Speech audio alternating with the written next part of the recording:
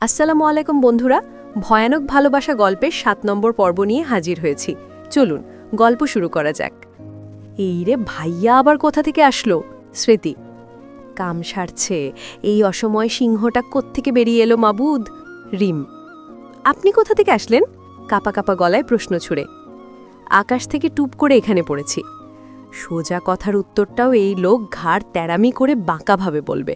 এমনিতেই সকালে দিমাগ দেখিয়ে দুটো কথা শুনিয়েছি, তার ফয়সালা না আবার এখন করে। মনে মনে দুজনে এদিকে আয়, আমার সামনে দাঁড়া। কেউ এক পাও সামনে বাড়ায় না, ঠাই দাঁড়িয়ে আছে। আমি যদি বৃষ্টিতে ভিজে ওখানে যাই তাহলে তোদের শাস্তি আরও ৩ গুণ হবে। দুজনেই দ্রুত পায়ে এগিয়ে আসে, চোরের মতো কাচুমাচু করে সামনে দাঁড়ায়। বৃষ্টিতে ভিজলেই তোরা অসুস্থ হোস, সেটা মনে থাকে না, নাকি জানার পরও নির্লজ্জের মতো অকাম করতেই থাকিস? নিচের দিকে তাকিয়ে চুপচাপ দাঁড়িয়ে আছে, চোখ তুলে আর তাকাচ্ছেও না। হাসপাতালে থাকাকালীন বৃষ্টি শুরু হয়েছিল। এখানে আসতে ২৫-২৬ মিনিট সময় লাগে, মানে তোরা আধা ঘন্টারও বেশি সময় ধরে ভিজতেছিস। বল এখন এই লাঠিটা তোদের পিঠে ভাঙি? দুজনেই এবার চোখ তুলে কাঁদো কাঁদো ফেসে সৃজনের দিকে তাকায়। ভাইয়া। স্মৃতি অসহায় কণ্ঠে। ঠিক আছে, তোদের মারব না। খুশিতে চোখ দুটো চকচক করে ওঠে, অবিশ্বাস্য চোখে সৃজনের পানে তাকায়। কিন্তু তোরা বৃষ্টিতে ৫ ঘন্টা ধরে ভিজবি। ৫ ঘন্টা শেষ না হওয়া পর্যন্ত এখান থেকে এক পাও যেতে দেব না। ঠান্ডায় যখন কলিজা পর্যন্ত কাঁপতে শুরু করবে, তখন শাস্তিটা ভালো উপলব্ধি করতে পারবি। আগামী ১০ বছরের বৃষ্টিতে ভেজার শখ একেবারে আজকে মেটাবো। এখনই ঠান্ডা লাগছে, ৫ ঘন্টা থাকলে তো জমে পাথর হব গো। এই হিটলারের মাথায় ক্রিটিক্যাল বুদ্ধিগুলো কোত্থেকে আসে? শায়েস্তা করার জন্য একদম পারফেক্ট বুদ্ধি। রিম মনে মনে আওড়ায়। ঠান্ডায় মরে যাব, ভুল হয়ে গেছে, সরি ভাইয়া যেতে দাও। স্মৃতি। দুজনেই আকুতি মিনতি করতে শুরু করে। সৃজন কিছু একটা ভেবে বলে, আচ্ছা তোরা যা, তবে বাই এনি চান্স যদি অসুস্থ হোস তাহলে শাওয়ারের নিচে ৫ ঘন্টা দাঁড় করিয়ে রাখব। এত কথা শোনার টাইম নেই। দুজনেই পাশ কাটিয়ে দ্রুত নিজেদের রুমে চলে যায়। সৃজন বেশ বিরক্তি অনুভব করে, পুরো কথাটা শুনলও না। রিমঝিম স্নান সেরে রুমে প্রবেশ করে। সৃজন সুটকেসে কি যেন খুঁজছে।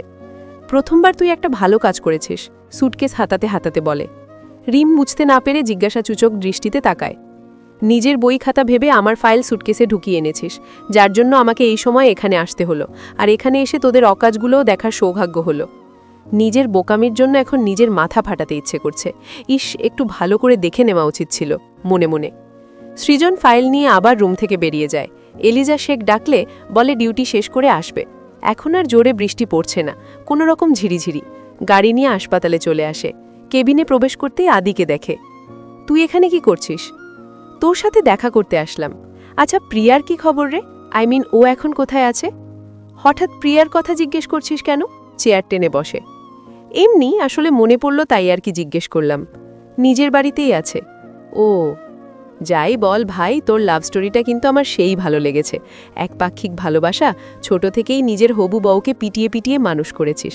সৃজন রাগী লুকে তাকালে কথা ঘুরিয়ে আবার বলে, এই জন্যেই মাঝে মাঝে ভাবতাম তুই রিমঝিমের প্রতি এত সিরিয়াস কেন। আসলে আমার মোটা মাথায় ব্যাপারটা কখনো ঢোকেনি। ঢোকার প্রয়োজনও ছিল না। কিছু সময় পর আবার সৃজন বলে, আদি। তুই কাউকে ভালোবাসিস না? আদি। আমি মনে করি প্রত্যেকটা ব্যক্তির জীবনে কেউ একজন বাসা বেঁধে থাকে, তাকে সে নিজের ব্যক্তিগত ভালোবাসা মনে করে। সবথেকে ভালো লাগার কারণও সে, সবথেকে যন্ত্রণা পাওয়ার কারণও সে। Am I right? আদি। কি হলো, উত্তর দিচ্ছিস না কেন? আমি আসি রে, পরে কথা হবে। তারা দিয়ে চেয়ার ছেড়ে উঠে দাঁড়ায়। আরে দাঁড়া, কোথায় যাচ্ছিস? যেতে নিয়েও আবার পেছন ঘোরে। ভালো তো আমি সত্যি একজনকে বাসি, তবে সেটা আরেক দিন তোকে বলবো। হেসে হেসে বলেই দ্রুত পায়ে বেরিয়ে যায়। আরে বলে তো যা। এ আবার কাকে ভালোবাসে? প্রিয়া জানতে পারলে তো অনেক প্যানিক করবে। কি একটা অবস্থা! এ আবার কার প্রেমে হাবুডুবু ঠাচ্ছে? অতিরিক্ত চিন্তায় ভাবতে শুরু করে। সূর্য ডুবে ধরণীর বুকে অন্ধকার নেমে আসে। শহরের অলিগলিতে সকল জায়গায় আলোর ছড়াছড়ি। আম্মু, কি রান্না করছো? দেখতে পাচ্ছিস না? যাই করো, তোমার হাতে সেই স্পেশাল সিঙ্গারা বানিয়ে দাও। স্মৃতি, আমি মাহিম খাবো। আচ্ছা যা, আমি বানিয়ে আনছি। ঠিক আছে, তাড়াতাড়ি নিয়ে আসো। খুশি মনে ড্রয়িং রুমে স্মৃতির কাছে চলে আসে। সৃজন ড্রেস চেঞ্জ করে কফির উদ্দেশ্যে নিচে আসে। সোফায় বসতেই এলিজা শেখ সিঙ্গারা চপ সামনে দেয়। এগুলো খেয়ে নে, তারপর কফি দিচ্ছি। এলিজা শেখ। যদিও তেলের জিনিস খাবার ইচ্ছে নেই, তবে ফুপিকে আর কিছুই বলে না। হাত বাড়িয়ে নিতে যাবে তখনই রিমঝিম আগে হাত বাড়িয়ে সিঙ্গারা তুলে নেয়। আবার নিতে গেলে স্মৃতি তুলে নেয়। এবার বিরক্তিতে ওদের দিকে তাকায়। আমরা আগে থেকে এখানে বসে আছি খাবো বলে, আর আপনি পরে এসেই খেতে চাইছেন, রিমঝিম খেতে খেতে বলে। চোখ ঘুরিয়ে নিচে তাকাতেই দেখে সিঙ্গারার ট্রেটা উধাও। অবাক হয়ে স্মৃতি আর রিমঝিমের দিকে তাকায়। ওরা মুখ চেপে হাসছে।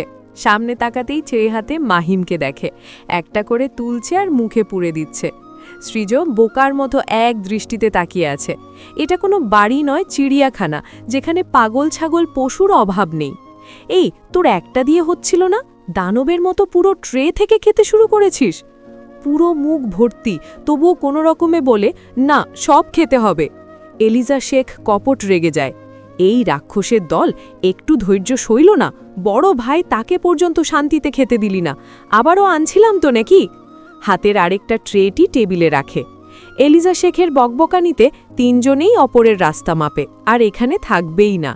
ডিনার সেরে রিমঝিম নিজের রুমে চলে আসে। বিছানা ঠিকঠাক করে মাঝখানে শুয়ে পড়ে। তুই যদি মাঝখানে ঘুমাস তাহলে আমি কোথায় ঘুমাবো? রুমে ঢুকে। কোথায় আবার? আগে যেখানে থাকতেন।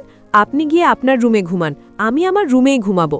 অনেকদিন হাত পা ছড়িয়ে দিয়ে ঘুমানো হয় না, আজ শান্তিতে একটা ঘুম দেব। হাত পা ভেঙে সারা জীবনের মতো বিছানায় বসিয়ে রাখব। বিয়ে করেছি অন্য ঘরে থাকার জন্য? আপনাকে কে বিয়ে করতে বলেছে? আমি তো একদমই চাইনি আপনাকে বিয়ে করতে। সৃজন রাগী লুকে রিমঝিমের দিকে তাকায়। রিমের মুখ চুপসে গিয়ে আপনা আপনি সাইটে গিয়ে শুয়ে পড়ে। রাত 11। ব্যালকনিতে দাঁড়িয়ে সিগারেটের শেষ টানটা দিয়ে নিচে ফেলে দেয়। রুমে ফিরে এক গ্লাস পানি খায়। বিছানায় তাকালে দেখে রিম ঘুমে আচ্ছন্ন। ঘুমন্ত রিমঝিমকে সৃজনের কাছে অতি মায়াবী সুন্দর লাগছে। কাছে গিয়ে দুই হাতে জড়িয়ে ধরে ঘুমের দেশে পাড়ি দেয়। এটা নিত্যদিনের কাজ। রিম ঘুমিয়ে পড়লেই সৃজন জড়িয়ে ধরে নিজের বুকে আগলে নেয়। এতেই সে এক সমুদ্রের থেকেও বেশি শান্তি অনুভব করে। অতিরিক্ত গরম আর গুঙ্গানোর শব্দে ঘুম ভেঙে যায়। মস্তিষ্ক সজাগ হতেই বুঝতে পারে রিমঝিমের শরীর স্বাভাবিকের চেয়েও অতিরিক্ত মাত্রায় গরম। ঘুমের ঘোরেই গুঙ্গাতে শুরু করেছে। বিছানা ছেড়ে ওঠে, ব্যাগ থেকে খুঁজে খুঁজে থার্মোমিটার বের করে। চেক করতেই দেখে অস্বাভাবিক মাত্রার জ্বর। এখন কি করবে সেই চিন্তায় পাগল প্রায় অবস্থা। শুধু জলপট্টি দিলেও জ্বর কমবে তার নিশ্চয়তা নেই। ওয়াশরুম থেকে বালতি ভরে রুমে নিয়ে আসে। বালিশের নিচে পলি দিয়ে মাথায় পানি ঢালতে শুরু করে। 2 বালতি পানি দেওয়ার পর তোয়ালে দিয়ে মাথার চুল মুছে দেয়। ভালো করে কম্বল মুড়িয়ে দিয়ে হেয়ার ড্রায়ার ব্যবহার করে চুল সম্পূর্ণ শুকিয়ে দেয়, যাতে পরে আবার সমস্যা না হয়। এরপরও সারা রাত পাশে বসে জলপট্টি দেওয়ার পর শেষ রাতে জ্বর কমে যায়। সকাল 8। যদিও প্রচুর ঘুম পাচ্ছে, তবু ওঠে, ফ্রেশ হয়ে নেয়। আবার চেক করে ফার্মেসি থেকে ঔষধপত্র এনে এলিজা শেখকে দেয়। রিমঝিম এখনও ঘুমাচ্ছে। ঘুমন্ত রিমকে রেখেই হাসপাতালের উদ্দেশ্য বেরিয়ে পড়ে। যাওয়ার আগে রিমঝিমকে খাবার খাইয়ে ঔষধ খাওয়াতে বলে। যদিও হাসপাতালে যাওয়ার ইচ্ছে ছিল না, তবে আজকে এক পেশেন্টের সার্জারি আছে, তাই বাধ্য হয়ে যেতেই হচ্ছে। তবে যত তাড়াতাড়ি সম্ভব ফিরবে। কাজ শেষ করেই দুপুরের পর শেখ বাড়িতে ফিরে আসে। গাড়ি পার্ক করে ভেতরে প্রবেশ করে। সামনেই এলিজা শেখ গম্ভীর মুখে বসে আছে। ফুপি, রিমের কি অবস্থা এখন? সকালে খেতে যায়নি, তবুও জোর করে একটু খাইয়েছি। ঔষধ মুখে দিয়ে আবার ফেলে দিয়েছিল। দুপুরে খাবার খাওয়ানোর চেষ্টা করেছি, কিন্তু খায়নি। ঔষধ তো দূরের কথা, জ্বর আগের থেকে বেড়ে গেছে। ফুপি, আমাকে 1 প্লেট ভাত এনে গাও। এলিজা শেখ 1 প্লেট ভাত, ডাল, সবজির তরকারি সহ এনে দেয়। প্লেট হাতে নিয়ে রুমে আসে। রিম চোখ বদ্ধ করে শুয়ে আছে। একদিনেই মুখ তো শুকিয়ে গেছে। দ্রুত চেঞ্জ করে প্লেট হাতে রিমের সামনে বসে। কি রে, আর বৃষ্টিতে ভিজবি? রিমঝিম, তোকে এখন শাওয়ারের নিচে দাঁড় করিয়ে রাখি, বল কেমন হবে? একদম ভালো হবে না। রিম, খাবার কেন খাচ্ছিলি না? তেতো লাগে। ওষুধ কেন খাসনি? ওইটা আরও বেশি তেতো লাগে। ভাত মেখে মুখের সামনে ধরে। মুখ ঘুরিয়ে নিলে রাগী কণ্ঠে বলে, খাবি না নাকি ঠান্ডা পানির নিচে দাঁড় করিয়ে রাখব? চুপচাপ খেয়ে নে। রিম চুপচাপ সব খেয়ে নেয়। খেতে মন না চাইলেও আস্তে ধীরে জোরপূর্বক খেয়ে নেয়। এটা ওর কাছে অত্যাচার মনে হচ্ছে।